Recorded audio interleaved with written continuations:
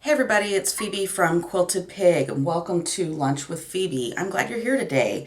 I hope you brought your snacks because I've got a sweet little sewing snack for you. Now check these out. They're cute little hexagons and they are folded. They make a fun little embellishment and alternative to yo-yos. They come out flat. So if you were making a fabric postcard or something else that needed to be flat, you could have them be that way. They wouldn't be puffy like a yo-yo, and they're a lot easier to make. So let's see how they're made. Now you can make these with either a circle or with a hexagon, and I'll show you both ways.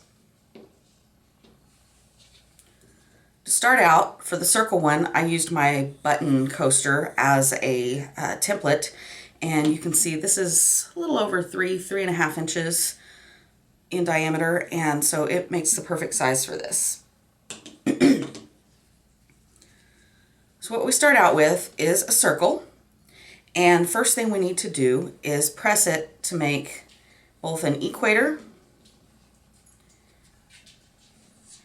and a prime meridian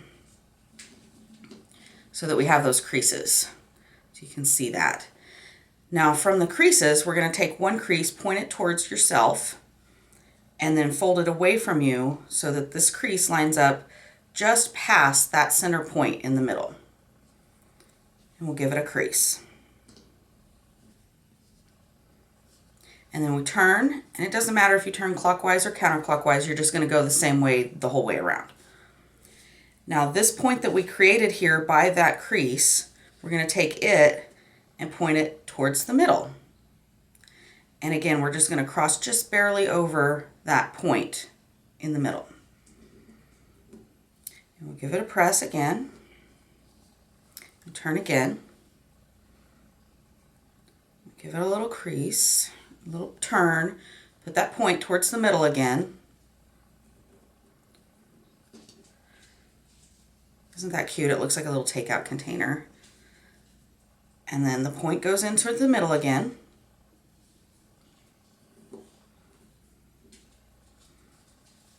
Turn again, point towards the middle. Okay. And then the very last one goes towards the middle again, and that covers it all up. Now in the end, you take a hand needle, or I thought it would be really cute to take your, if you have any little motifs on your sewing machine, and stitch right in the middle there. But if you take a hand needle, then you can put a button right in the middle, and aren't they cute? So that's how you make it with a circle. Now let's see how to make it with a hexagon. So we have our hexagon. We don't need to press anything in it. Now, the circle versus the hexagon is really just based on what kind of scraps you have and what kind of shape you want to cut out. So they turn out basically the same. With the hexagon, we take the point towards us, we fold the point towards the middle, and we're making a crease so that there's a point here and a point here. And then we give it a little turn again.